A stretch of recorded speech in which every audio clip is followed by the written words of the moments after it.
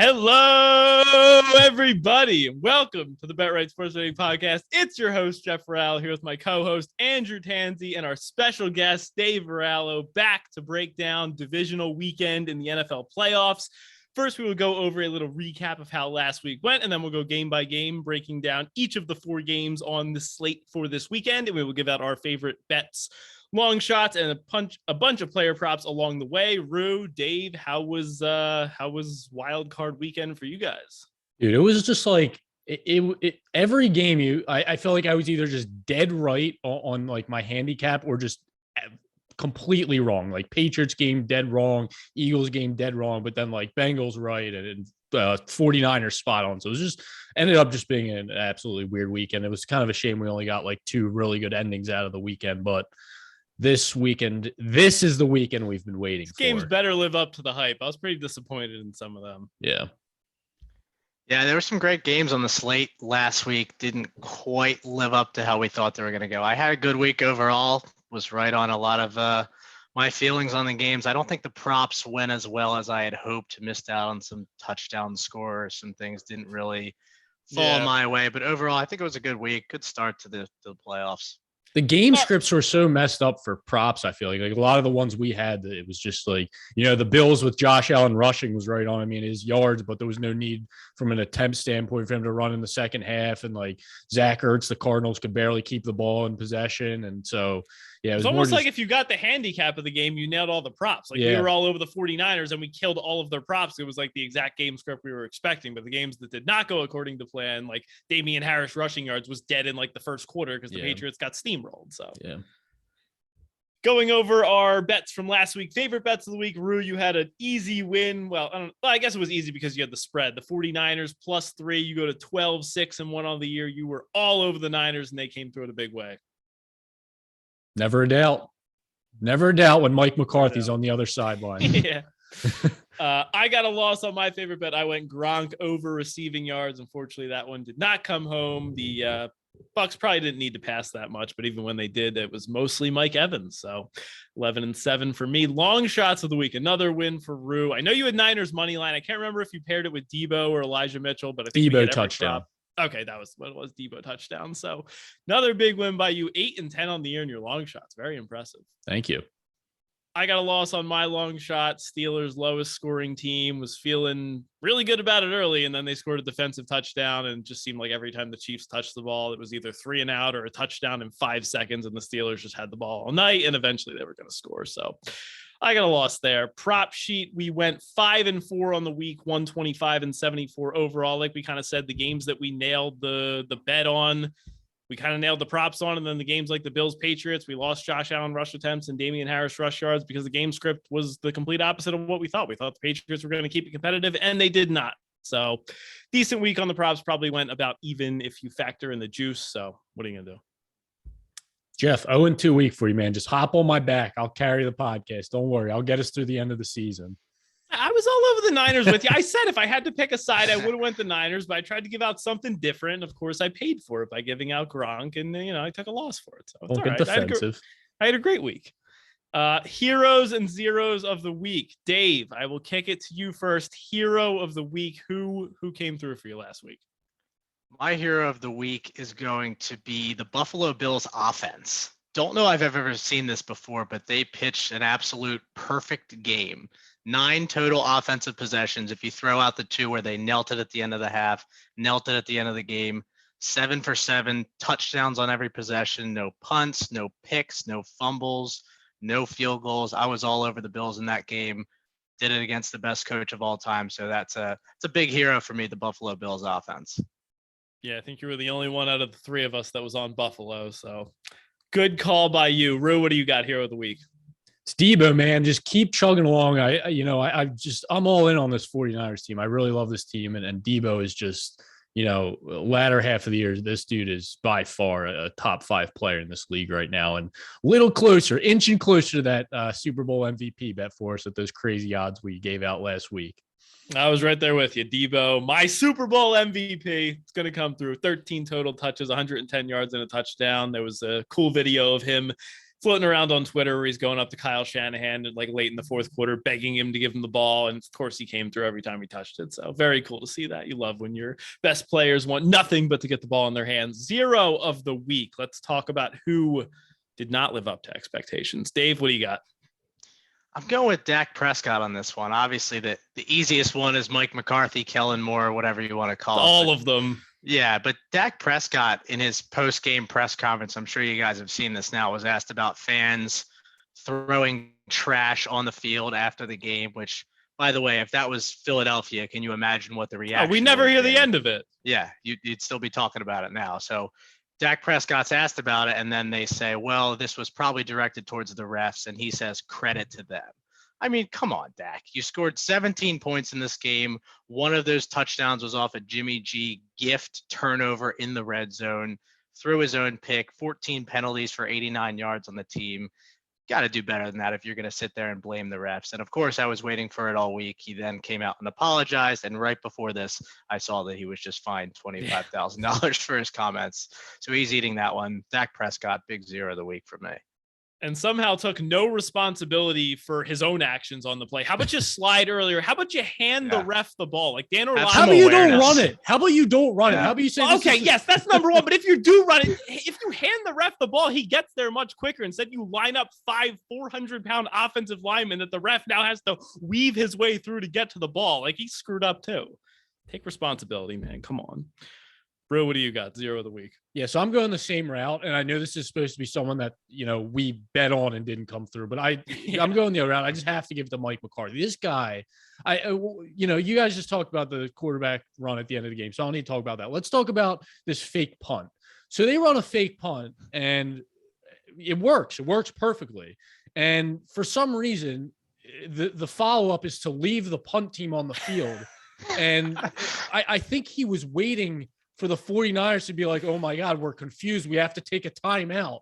Well, if I'm the 49ers, I'm saying, dude, you got the punter lined up at slot receiver. Please snap the ball. Yeah, they handled it perfectly. So after McCarthy realizes, wait, maybe they're not going to take a timeout, he tries to trot his offense back on there. And by that time, it's too late. And they take a 5-yard delay of game. It's just this guy just one after the other. And then to add on to it, in the fourth quarter with 12 minutes left, they're down 2 possessions. Like, how many possessions are you going to have left? The guy kicks a field goal to make a 2-possession game. Like, I don't know.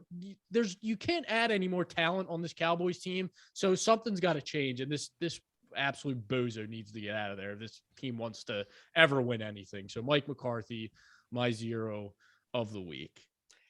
Yeah, I think we mentioned it earlier in the season that this in-game coaching blunders was going to end up catching up to them, and it certainly did. My 0 of the week, I went with Bill Belichick. I was on the Patriots last week. I even had him in a stupid, unconventional teaser. I thought, this is the greatest coach of all time. In a playoff game, division foe, team they've played a couple times this year, will certainly have a game plan drawn up to stop Josh Allen. Instead, they'll just give up 47 points and be completely destroyed in the game. So Bill Belichick, I was expecting a lot more for him getting his team prepared for this game.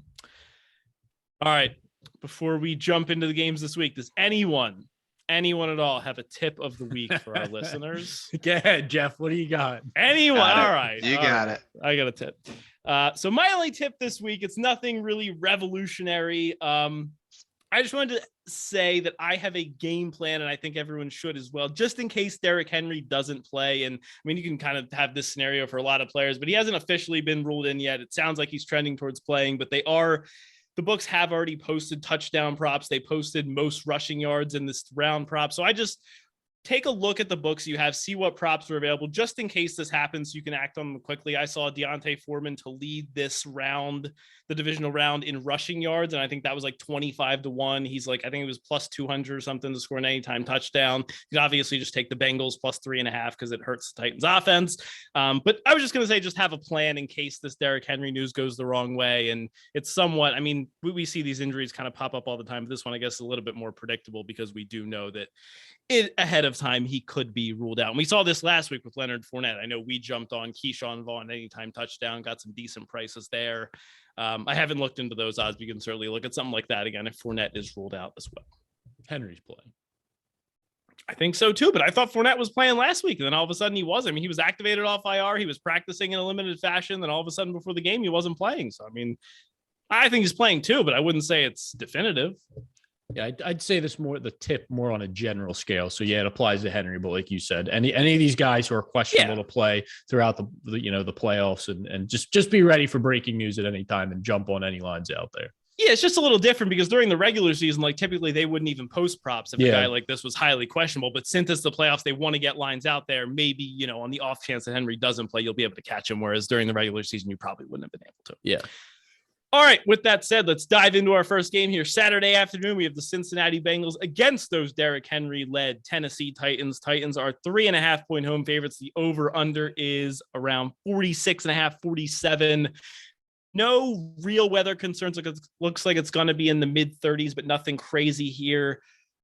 Injuries in this game. Like we said, Derrick Henry is expected to be back. A.J. Brown, Julio Jones expected to all be out there. The Bengals have a couple injuries on their defensive line. Their D tackle Larry Ogunjobi is going to be out. He was placed on season-ending IR. Trey Hendrickson, their D end, has been practicing. It sounds like he is expected to play.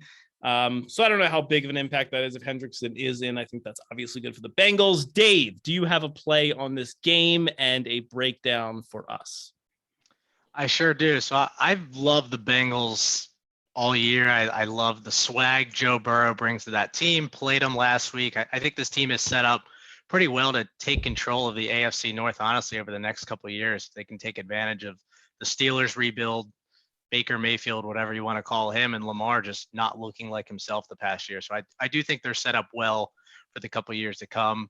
But in this game, I am loving the Titans. I mean, assuming you're going to get Derrick Henry back, even if you're not, I still like them. But this is true Derrick Henry season, this January cold weather. They love that bruising style of offense that just breaks down a defense. I mean, you can run Derrick Henry up the middle 3 times in a row and then go to that play action game that that the Titans are known for. So overall, I think that the offensive game plan is going to set up well for the Titans in this. But outside of that, you look at the coaching mismatch. You have probable coach of the year, Mike Vrabel, who took this team to the #1 seed in the AFC with no Derrick Henry in the back half of the season, A.J. Brown missing big stretches of this season, versus a guy who, honestly, if you asked all the NFL fans in the country who the coach of the Cincinnati Bengals was, I bet you half of them would have no clue who it is and could not pick him out of a lineup. So, Zach Taylor has done a good job with it this year, but I just don't think he's any match for Mike Vrabel. Giving Vrabel extra time to study and scheme up against a young quarterback, I don't think he's going to be able to take Jamar Chase or any of those offensive weapons out of the game per se. But if he can come up with a game plan to make Joe Burrow uncomfortable, force him into a mistake, that's going to lead to big things for the Titans.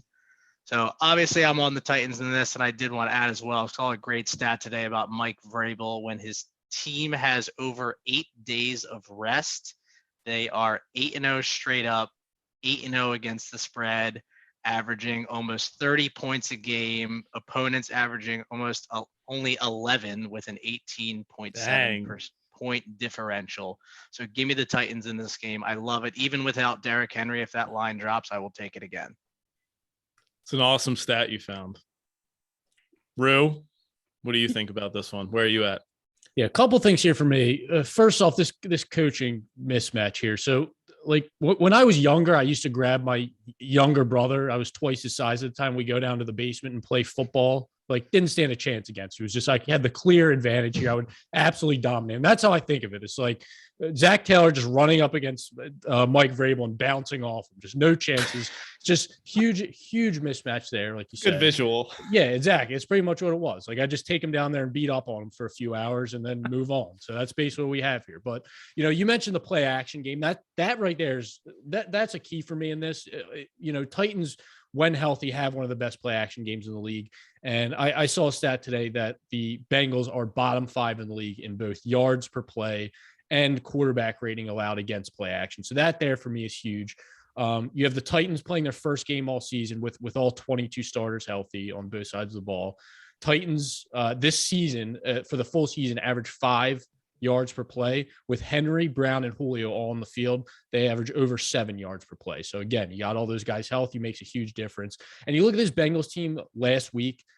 I mean, did that win do anything for you? They should have won that game by 3 possessions. And to me, you know, a couple bounces go the wrong way. That game's in overtime, and who knows what happens. And a big number. I wasn't impressed at all. Yeah, and a big number for me last week, 6.4 yards per carry to Josh Jacobs last week. I mean, the Bengals allowed 4.4 yards per carry during the regular season, which is just around league average. So I don't know. Everything to me just stacks up in the Titans' favor here. Your one concern is this Titans secondary. I mean, you're coming off a game where they did allow over 300 yards and 3 passing touchdowns to Davis Mills. So if you're in on the Titans and you know, if there's a chance they go a big early, I don't mind coming back on the Bengals live if you get like a double-digit number, because if they're in pass-only mode late in this game, they could easily get this down to like a 7 or 8 point game late. So Joe Burrow in comeback mode's a dangerous game. Exactly. So that's one angle I kind of like on this game. And yeah, I'm on the Titans. I got them at 3, but I would not mind coming back on the Bengals.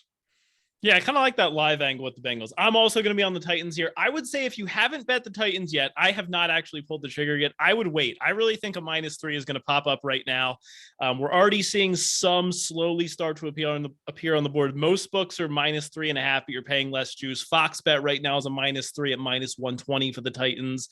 I think there's going to be a lot of people, especially in the public, betting on the Bengals, backing Joe Burrow on game day. So I think on Saturday, you're going to see this drop down to 3. I would not be in a rush to bet it.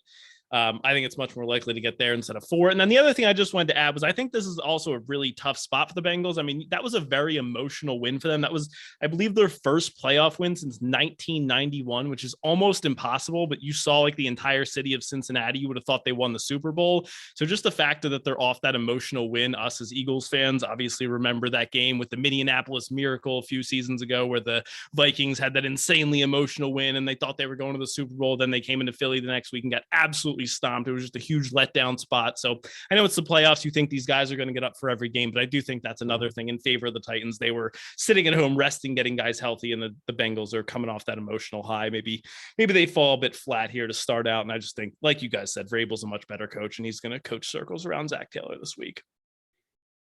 Any props for anyone in this game? No, I haven't found many props at all this week, unfortunately. All right, I have a couple. Sorry, go ahead. I was going to say no player props for me. I am between taking the Titans team total over 25.5 or the Bengals team total under 21.5. And I might just take both and go full fade. Okay.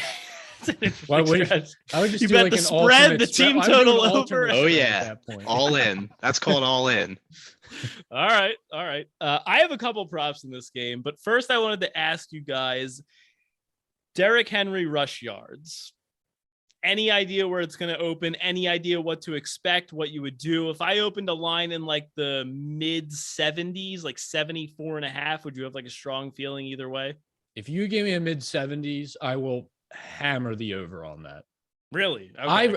You don't think there's any chance that he comes back and splits it all with Deontay Foreman? Like, we're basically just going off of beat reporters saying that he's going to be back. Like, we have no idea what percentage he's at, what he looks like. Like, that sounds risky to me. You're that confident? I feel confident enough where he'll get a minimum of 15 carries if he's, you know, if we, as long as we don't get an update saying, you know, he's limited, whatever. Like, if I just hear Derrick Henry's available, or right, he's Derrick active, Henry yeah. is active, I have no problem with him getting 15 to 20 carries.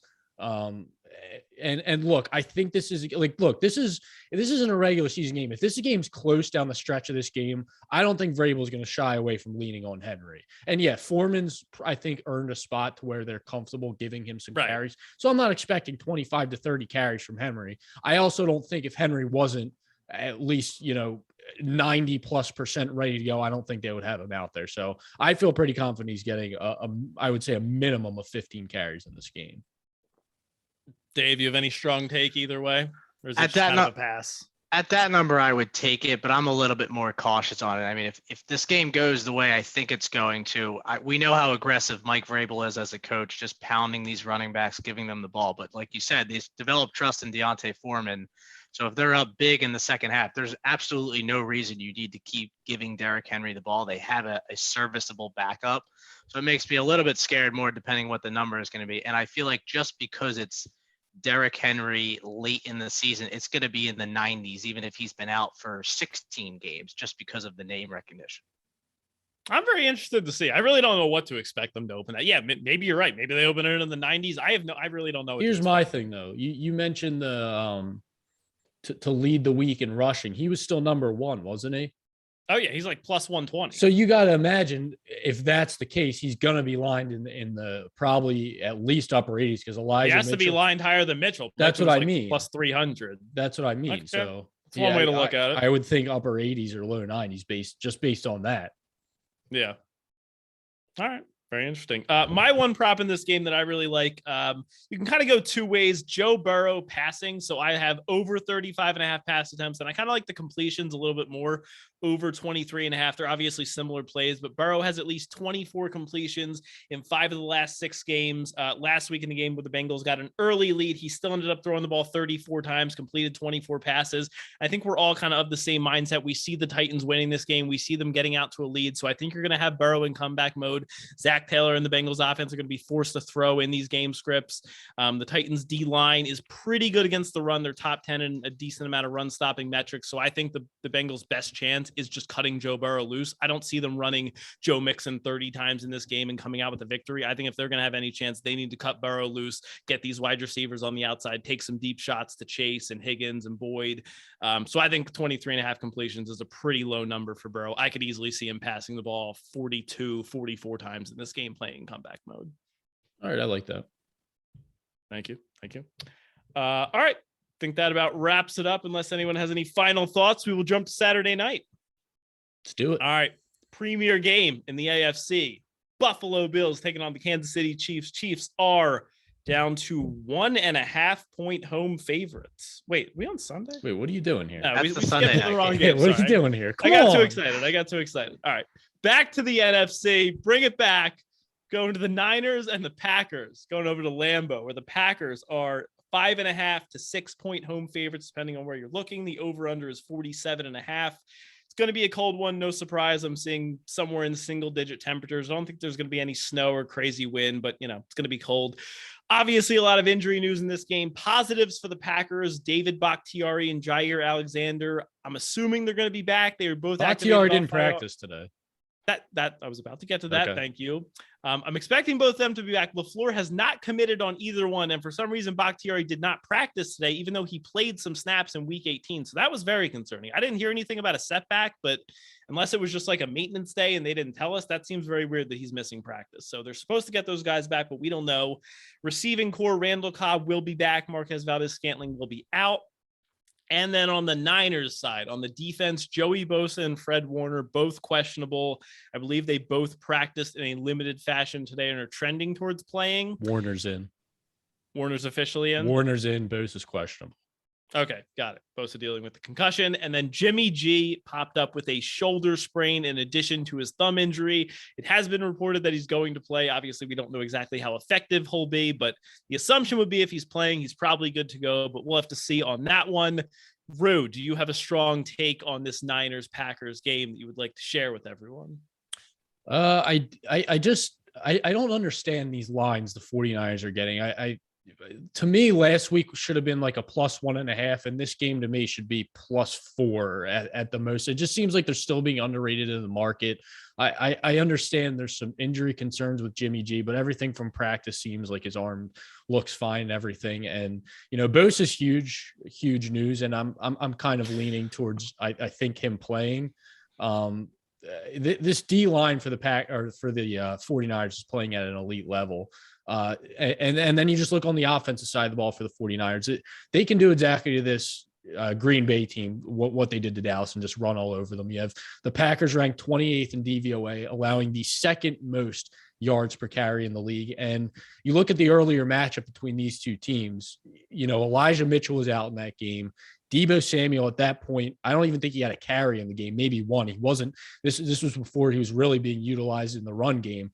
And the 49ers in that game never even got the ground game going. They only lost the game by 2 points, and it took a miracle drive from Aaron Rodgers at the end of the game to do it. So the 49ers at this point, they're much healthier. They're a much better team. Like you said, you have the Packers getting Jair Alexander back, which is, that's fine. Like, I don't think he's probably getting up on Brandon Ayuk on the outside for most of the game, which is fine. Debo moves around enough. And I think Kittle has a great matchup in this league. The Packers are not good at defending the middle of the field. So if you dive into it, when you're targeting cornerbacks against Green Bay, the opposing quarterback's QB rating is 65. When you target the middle of the field at safeties and linebackers, it jumps all the way up to 91 and 85. So I think Kittle and Debo across the middle have a great opportunity here. Another team great with play action, getting guys in motion. I think, this Packers defense getting healthier, but I still think they're a defense that overperformed for a lot of the season. And I'm not going to ignore the fact that I think Rodgers is going to have success on offense here, but I kind of mentioned this last week. Despite the 49ers struggles in the secondary here, they've just continued to overcome it against good passing offenses. Their offense does enough to control the clock, and I think that is going to be the key, is who can control the clock. So you have the Packers, who lead the league in time possession, the 49ers, who are also top 10 in time possession. So who can take control of this game? And I really think the 49ers have the tools to do it with their running game. We know their defensive line's elite at stopping the run. So, I don't know how much the Packers will be able to get Aaron Jones, who's also banged up, going, and A.J. Dillon. So ultimately, I just think this is another game where the 49ers have really favorable matchups and can exploit this Packers defense. So 6 points to me here, just absolutely way too much. And I really do think their money line's live in this game. I think the 49ers are that team that snuck in the playoffs, and now absolutely no one wants to play them. So give me the 49ers for another straight week here, 3 in a row going with them. All right, Dave, where are you at on this one?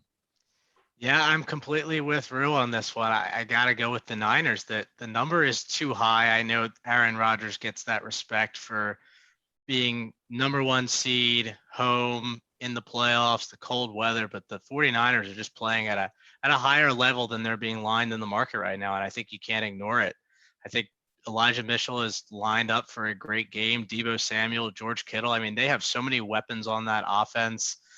I don't think it's going to be as straightforward as Aaron Rodgers can sling 5 touchdowns on a whim and they can win this game easily. Jimmy G also is known for being a pesky underdog. He's 13-5 straight up, 14-4 against the spread as an underdog in his career. So I'm going to ride the hot hand on this one and take Jimmy G and the Niners. I like them. Spread, I also think the money line is live. The old pesky hand. What? Did I say Joey Bosa when I was talking about the 49ers? I heard Bosa. I don't know which one you said. I don't know why. I was. They're both very impactful players, though. Yeah, Joey Bosa could have a big impact on this game. One of those Bosas.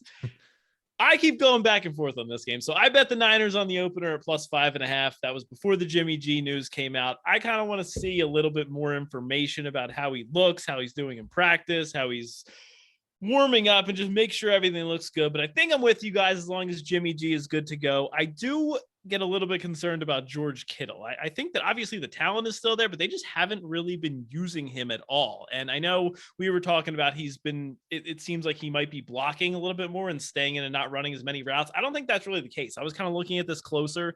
Over the last 4 games, George Kittle has only 9 catches for 78 total yards and 0 touchdowns. And in those 4 games, he's ran 114 routes, which is 28.5 per game. And Jimmy G, he only dropped back, I think, to pass 28 times last game. So he's pretty much running around on most of the plays that they're running. So like you said, I think this is a great matchup for George Kittle. I just don't know why they haven't really been featuring him in this offense. And I think they're going to need him. He's a guy that you want to get the ball in his hands and get in space. But even when he's had the ball in his hands the past few weeks, he's only getting 7 yards a catch. I think they're going to need him. Yeah. If you look at the Packers schedule down the stretch. So obviously you have the Lions game and the first half, the stars were in there and they lost the first half. So, take from that what you will, but then, you have a Minnesota play against Minnesota with Sean Mann. You can scratch that. But here you go. You go against the Browns, another team great at running the ball, probably a worse version of the style of play the 49ers are. They only win by 2 points. Then you play against the backups or the backup quarterback of the Ravens, Huntley. you win by 1 point. Chicago, okay, you won by 15. You let up 30 points to Justin Fields. Rams, you win by 8. You lose to Minnesota by 3. So it's not like the Packers were absolutely dominating teams down the stretch here. So the 49ers are the best team they've faced in at least in over a month here. So I don't know, man. This number is just seems off to me.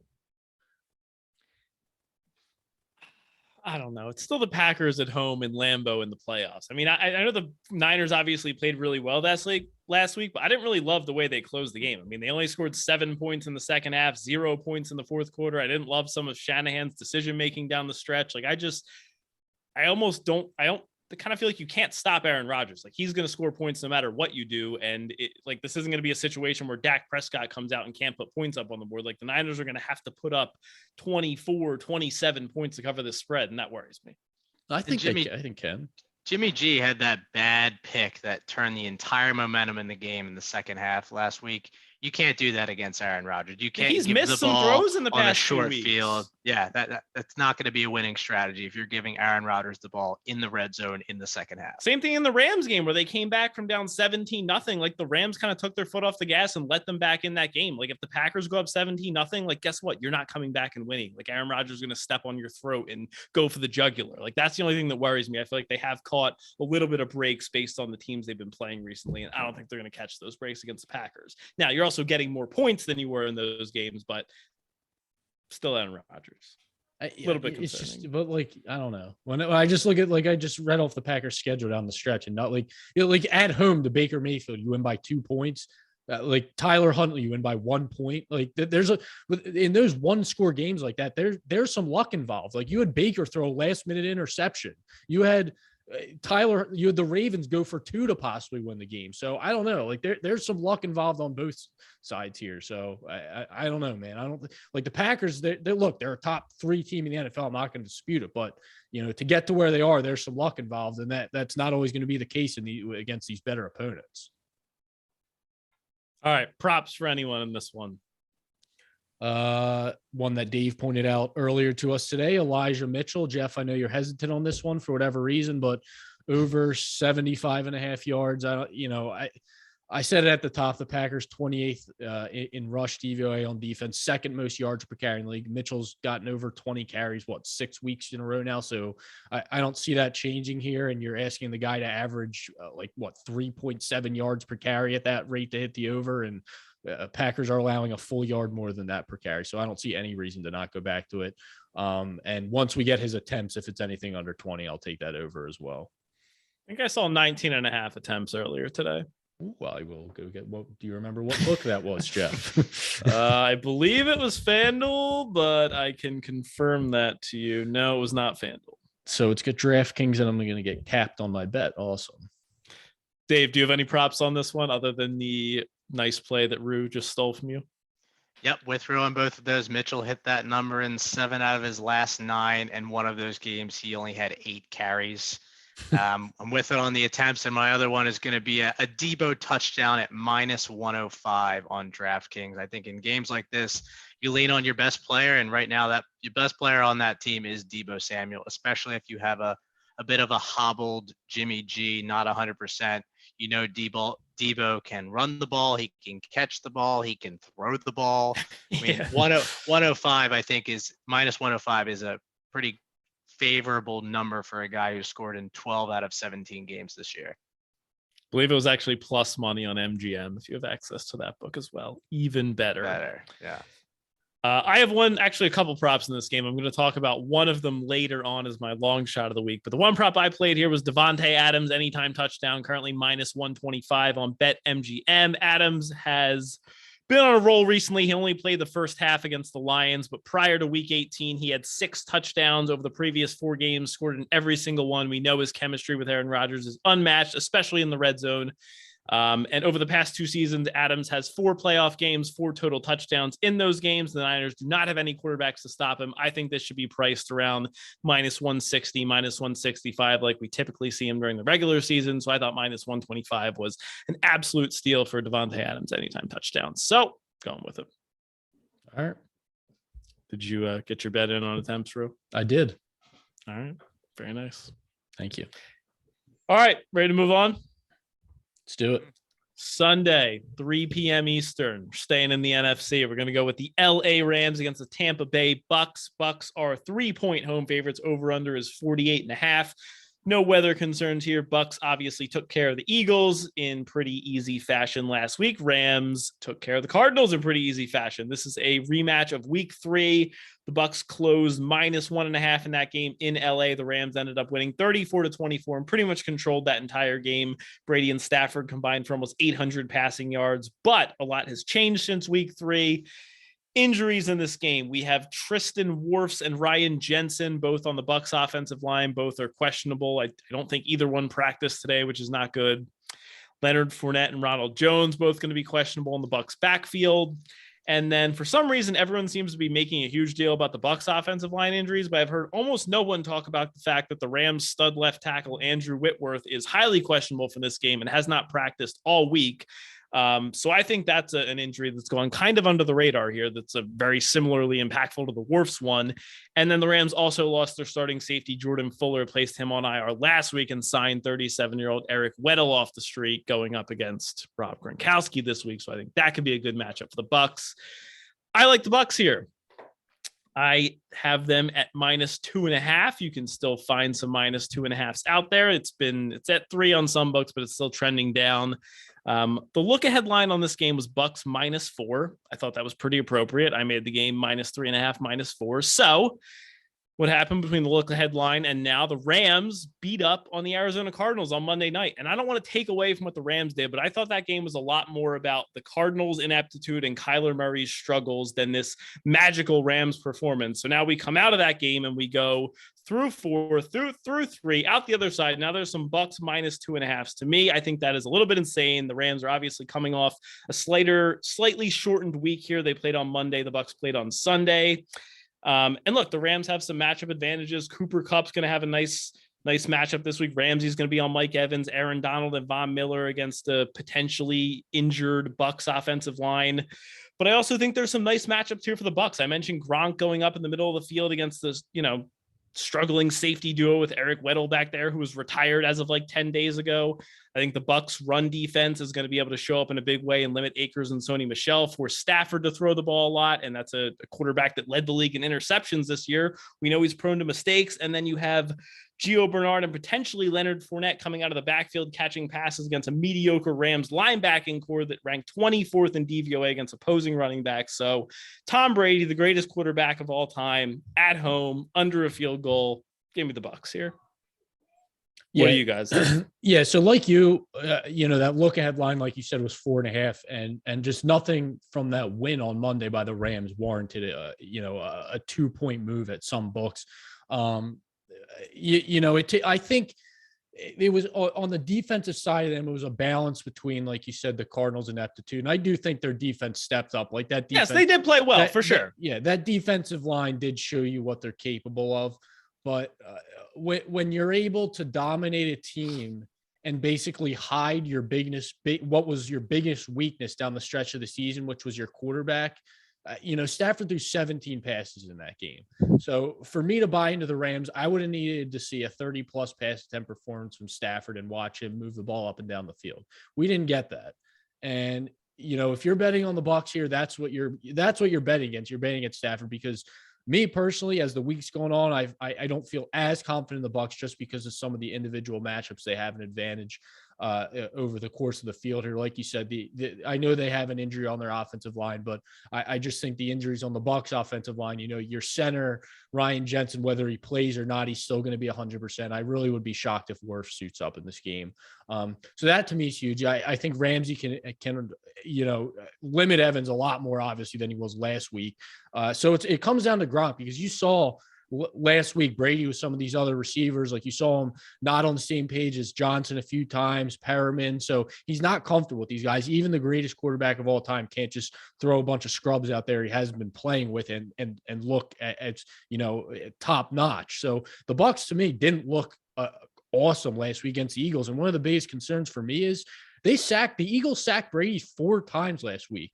A team we talked about that doesn't blitz. They were down one of their best edge rushers in Josh Sweat, who got ruled out close game. They still got to Brady 4 times. So what is this Rams defensive line going to do, who's 10 times better than the Eagles and now against a more depleted Bucks offensive line? So there is a little hesitancy from me here. But I just can't invest money in Matt Stafford based on what I saw down the stretch of the season. So to me, if I weren't bought into this game already, it would still be Bucks or pass for me. Yeah, Dave? I'm with you guys on this game. I'm on the Bucks, but I'd say it's my least confident lean of the weekend. I think. Have you although placed money on it yet? I have the Bucks at -3. Okay. I probably get it again at 2.5. I'm just not as confident as I was when I first took it. I think the line movement after the Rams Cardinals games was insane, and that was a gift of a line that was given to us.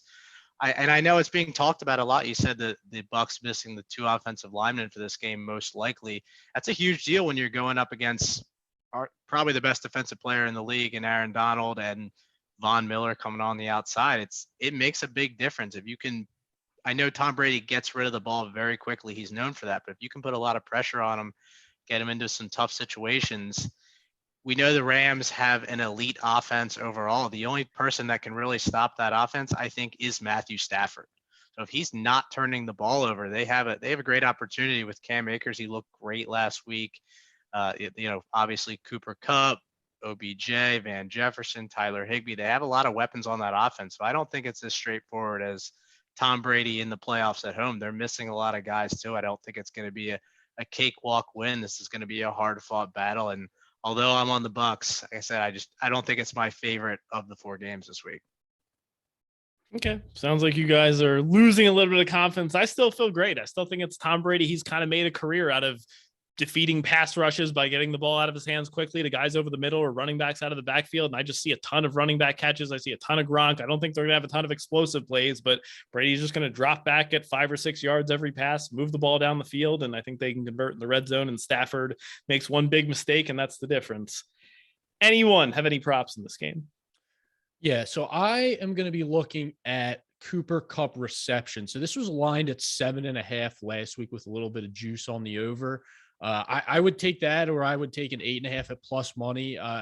Stafford threw 17 passes last week. Like I said, 7 of the 17 went to Cooper Kupp. He had 5 receptions. So, with as good as Tampa Bay's run defense is, I do expect Stafford to have to get up there in pass attempts this week. So I could easily see 12 plus targets for Cooper Kupp here, and a high volume game from him. So over 7.5 or 8.5 receptions at plus money. Okay. Dave? I'm going to be looking at Tyler Higby in this game. So the Bucks are not great against opposing tight ends. They're giving up an average of 5.4 catches, 53 yards a game on the season. Higby in his last 5 games has had 46 in that blowout, 55, 69, 41, and 48, currently lined at 42.5 on FanDuel. So he's not smashing this number, but I think even if they're going to be down, they're going to be throwing the ball a lot. If you can get Tyler Higby some action in there. I haven't seen his receptions out there yet, but he has had 3, 6, 6, and 5 in his last 4 games.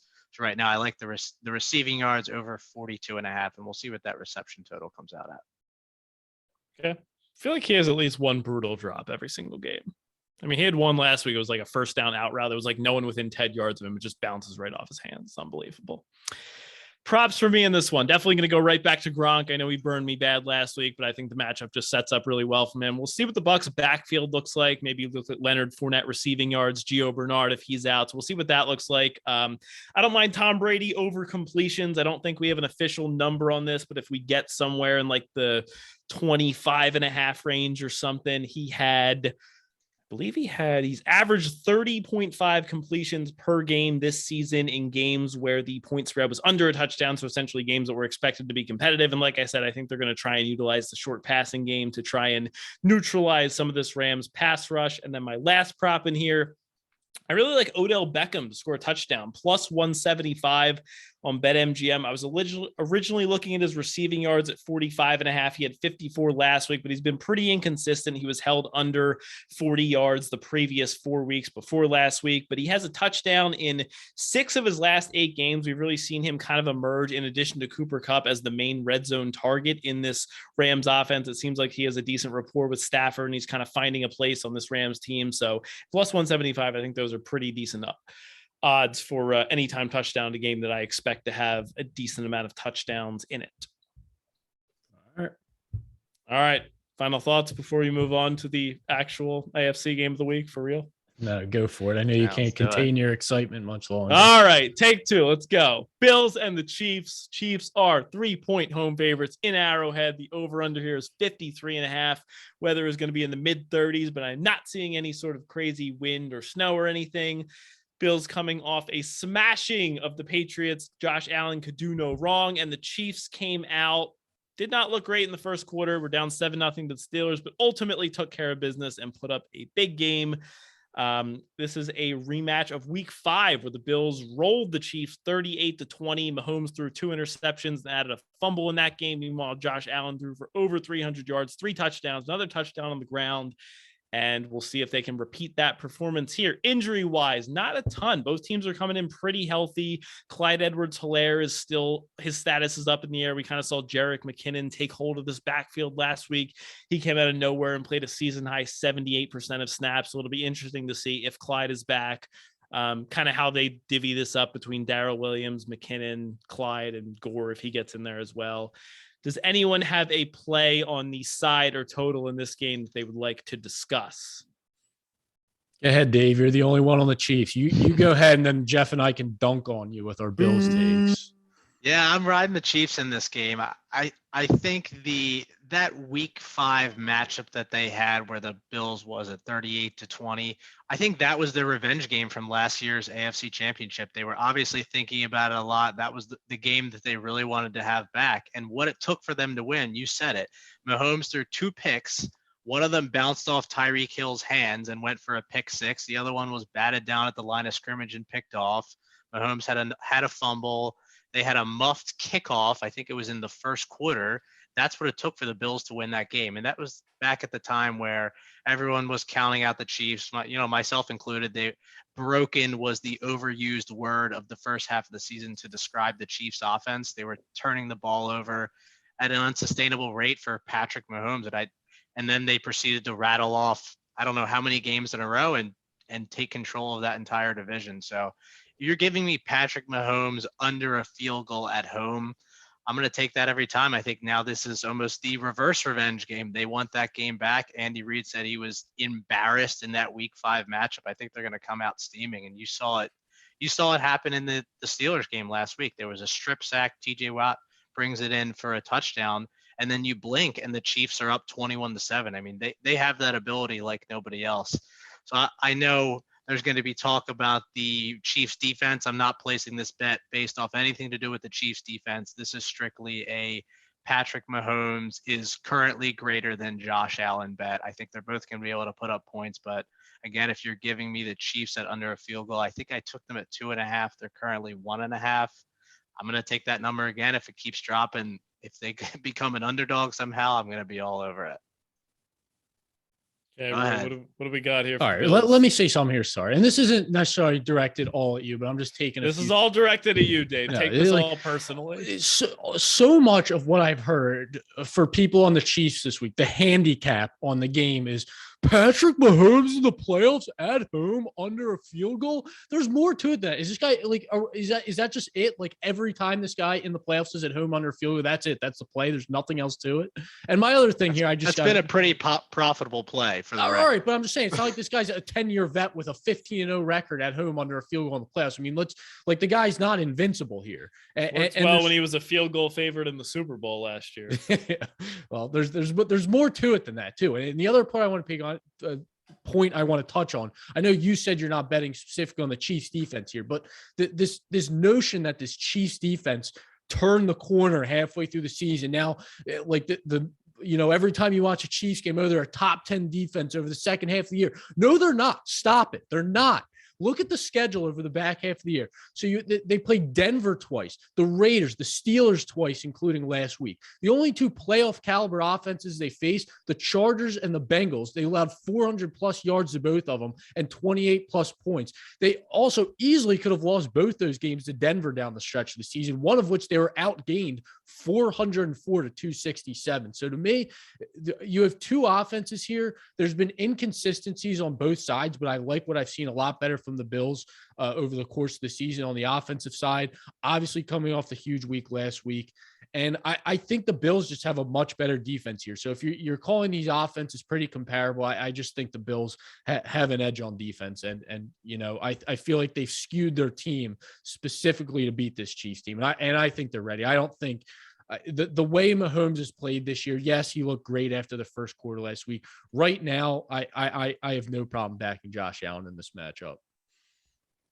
I like how you threw the Raiders out of the playoffs there to throw in the Chargers. I said playoff caliber offense. The Raiders to me aren't playoff caliber. The Chargers are a playoff caliber offense, but the Raiders aren't. Exactly. Despite the fact that the Raiders beat the Chargers to get into the playoffs. Unfortunately, the Chargers just don't have a playoff caliber head coach. Yes, not everyone's lucky enough to have Rich Bisaccia call him plays. I'm on the Bills here as well. I just think that this is the time. This is the time where the tide turns a little bit in the AFC. Sean McDermott and the Bills team get revenge. I know you said that Week 5 game was the revenge, but let's be real. This is the game they've been waiting for. It's all about the playoffs. The Week 5 game was nice. That was just to prove that they could hang. This is the time where they drop the hammer and come out on top. I got the Bills winning this game outright. I took them on the money line at plus 115. I would like them in teasers, but unfortunately there is nothing to tease them with, which is something that me and Rue were talking about earlier. It's very annoying how there's been only one teaser option each of the last 2 weeks. So I don't have any teasers in this week, but I would like the Bills at 8.5 if that was an option.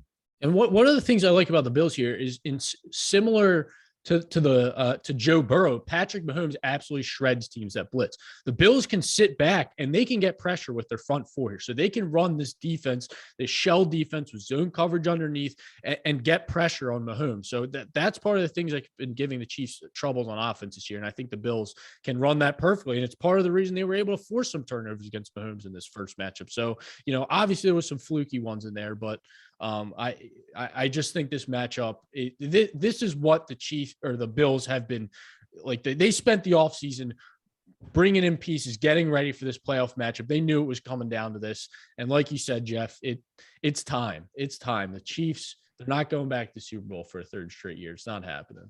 And I will fully say on our first, when was it, last week, before the playoffs, I was originally on the Chiefs to come out of the AFC. But I saw what I needed to see from the Bills this week. And call that overreaction to one game. But I just needed to see Josh Allen at his absolute peak. And he gave me exactly that last week. So that gave me the confidence I needed in this Bills team. Worry you he may have peaked too early. Against Mac Jones. Yeah. Congratulations. Should have saved the it's not peak against for Mac Jones. I mean, look, you can say the Patriots defense is overrated, whatever you want. It's still a Bill Belichick defense, and they're not some scrub defense. It's arguably, it's a better defense than the Chiefs, all, numbers wise, all intents and purposes. Like, that's a better defense than this Chiefs defense. Now, I'm not expecting a perfect. My point was just it's hard to replicate that performance. No, I'm not I saying know. he did a bad job or something. I was talking to Dave. But we're on the same side, Jeff. Whatever you say, man. Yeah. All right. Does anyone have any props in this game? I have one. You guys got any? No, I got nothing. Nothing for me. Nothing? Nope. All right. You guys are fun. I'm going to be looking. Actually, I'm not going to be looking. I already bet it. So I'm going to be placing my money where my mouth is on Cole Beasley under 30.5 receiving yards. Also going to be looking at his reception total. If we get a line at 3.5, we don't have receptions for this game, but I'm going to be looking there. So essentially, ever since Cole Beasley missed the Week 16 game against the Patriots, he was out with COVID. He's been splitting snaps with Isaiah McKenzie in the slot, and he has been trending in the wrong direction. In that Patriots game in Week 16, Isaiah McKenzie exploded for 11 catches, 125 yards, and a touchdown. Since that game, here has been the snap share for Cole Beasley, who had routinely been playing 65+% of the snaps early in the season. Week 17, Beasley plays 49% of the snaps, McKenzie 32%. Week 18, Beasley 51%, McKenzie 27%. Last week in the wildcard game, Cole Beasley only played 30% 60% of the snaps, while Isaiah McKenzie played 34%. And a lot of those were in the first half. It wasn't just all blowout time. And McKenzie's just been putting up better production. I think he looks better on the field. He has 5 catches for 60 yards, plus another 5 carries for 42 yards. In the last 3 games, Beasley only had 22, 31, and 19 receiving yards. So the snaps have been trending in the wrong direction. The production has not been great. I think even in a game with a high total where I expect the Bills to be throwing, I think you're going to see more and more Isaiah McKenzie, who gives them a little bit more explosiveness, and not as much Cole Beasley, who in my mind has looked a step slow this season. So will you bet Isaiah McKenzie overs? I don't know if we're going to get a line for him. I don't think I've seen him listed. I would consider it. I mean, it's not there right now, but if you gave me a line in like the teens, I'd consider his over. All right. He's more of like a boom or bust guy. Like I feel like he could be a guy that like breaks off a 40-yard touchdown or gets like 2 targets. But yeah, I mean, he's been trending in the right direction, so I don't hate it. Yeah, I was going to be looking at both quarterbacks' rush yards, but they both came out at the absolute peak of where they should be. Mahomes is at, low 20s and Allen was in the 50s. So those are both no-goes for me on that front. Yeah, I had the exact same thing written down. I was pretty disappointed with that. Yeah. All right. Anything left to say before we get to our long shots and favorite bets of the week? Nope. All right. Let's kick it off with our long shots. Dave, I will get it over to you. This is your favorite bet of the week, priced at odds of plus 200 or greater. Give it to us and break it down. I'm going to ride with Elijah Mitchell. Isn't that name so hard to say? Yeah. Elijah Mitchell. 70 rush yards and the Niners money line. So you can get this at DraftKings at plus 275. We already touched on Elijah Mitchell. The volume's going to be there. We know the Packers run defense is nothing. It's not great at all. So I'd love to see him get those carries. If he's getting 20 carries like he has been the last 4 or 5 games, I don't see any reason he's not going to hit that number. The more long shot part of it is that Niners money line. We talked about it. Jimmy G's injury scares me a little bit, but I love the Niners in this game. So I'm going to take that as my long shot of the week at plus 275. I like it. I think that's a smart way to play. You get that nice correlation. You figure if the Niners are going to win this game, how do they do it? It's almost guaranteed to be because they ran the ball effectively. So I think pairing that with the Niners money line to get the odds a little bit better than like the plus 195 you're seeing in the market makes a ton of sense. Let's go Niners. Rue, what do you got for us? Long shot of the week.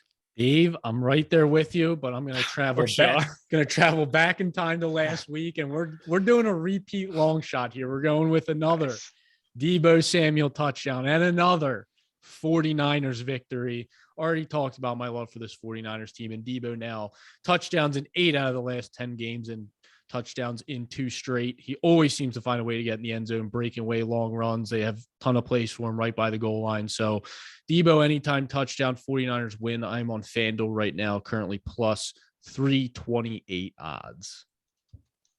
All right, run it back one more time. And we'll be right there next week when they're underdogs again. This is my run it back in the Super Bowl with an MVP. Yeah, exactly. It's my running playoff long shot. Yeah. All right. For my long shot of the week, I have Alan Lazard. I'm going to go with, so anytime touchdown right now is plus 220. Now, if you want to get absolutely crazy, first touchdown scorer for Alan Lazard, 14-1 right now on BetMGM. That is going to be my official long shot of the week. Let me break it down for you. Alan Lazard has quietly emerged as a real threat in this Packers offense. We already mentioned earlier, Marquez Valdes-Scantling is going to be out for this game, so Lazard is fully locked into that wide receiver 2 role in the Packers offense. Devontae Adams is obviously going to draw a ton of attention, double teams like he does every single week. Lazard has really gained a lot of trust from Aaron Rodgers in the past few games. He has a touchdown in 3 straight games and has 5 touchdowns over his last 5 games. So he's been scoring a ton in the last few weeks. I think plus 220 is pretty good value there, especially when the Niners have a tough matchup on the ground. I think they're going to be relying on Rodgers in the passing game a lot. And Alan Lazard has scored the first touchdown for the Green Bay Packers offense in 4 of the last 5 games. And he scored the first touchdown in back-to-back games. He scored first against the Lions in week 18, again against the Vikings in week 17. So we're riding this hot streak. Alan Lazard for an anytime touchdown, plus 220, first touchdown, 14-1. So what's the actual long shot? Is it first or anytime? The official for the show is going to be first touchdown score at 14-1. If you're not feeling that crazy, if you want to stay safe, play it at plus 220. I played them both. They're both going to hit. Going to be cash them. Smells like regression. Regression? From a first touchdown perspective. I know. Look, obviously, the first touchdown's hard to predict. Yeah. It's hard to get. But look, I mean, it's been hitting. Rodgers has been trusting him. I think the anytime touchdown's a really good look. The first touchdown, you obviously need a lot of luck for that to go your way. So didn't Devontae Adams have like 10 first touchdowns last year? I mean, it's possible with the Packers. It's funny you said that because I was actually thinking, okay, I'll go Devontae Adams first touchdown score. And the more I looked into the stats and the matchup and stuff, I said, oh, well, Alan Lazard's been scoring a ton recently. He's scored first the past few games. His odds are 3 times the amount because Devontae Adams was like plus 550 for first touchdown score. So yeah, same kind of thing. I mean, Rodgers likes to throw the ball, get in the rhythm early in the game, throw a touchdown pass early. So yeah. I like it. All right. Favorite bets of the week. Rue, I will give you the honors. Tell us about, sure, it'll be the 49ers. No, we're not going 49ers this week. I'm not going to. All right. We're going to Sunday night in the game we just talked about. Josh Allen going to the AFC Championship, going into Arrowhead, winning for the second time this season. Give me the Bills money line. My favorite bet of the week. Money line. You don't even need any points. All right. I'll do money line for podcast purposes. Yes. All right. Bills money line for Rue. Dave, what is your favorite bet of the week? Going to the Titans. Titans minus 2.5. I think this could be a complete. Whoa. We take the lines available at the time of the show here, buddy. Okay. Titans 3.5. Give me 4 if you want. I will take all of it. Give me the Titans in this game minus 3.5. Derrick Henry season, even if he's not back. Mike Vrabel coming off this long rest. I think they're going to be able to make Joe Burrow uncomfortable back there. Limit some of that production they've had on offense, even if they can't slow down Jamar Chase, if they can just hang on to the ball, bruise him down with that run game, hold on to it, keep it out of his hands. I think they should be able to win this game handily. So Titans minus 3.5 will be my favorite bet of the week.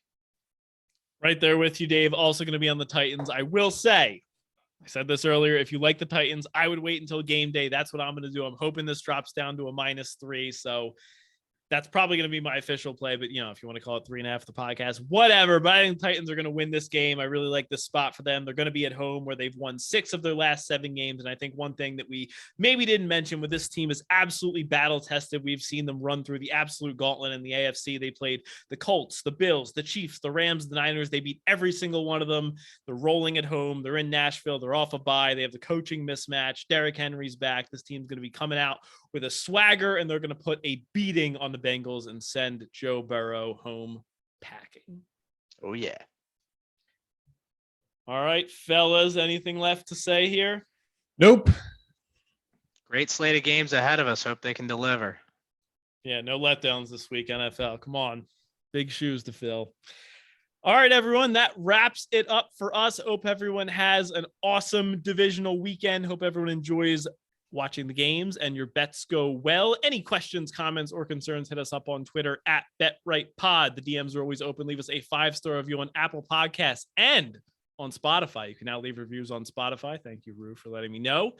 Smash the like button on YouTube. The link to the YouTube video will be in the description of this podcast. We will also post it on Twitter. From Jeff and Rue and Dave, we are the Bet Right Sports Betting Podcast, because every time you bet with us, you bet right.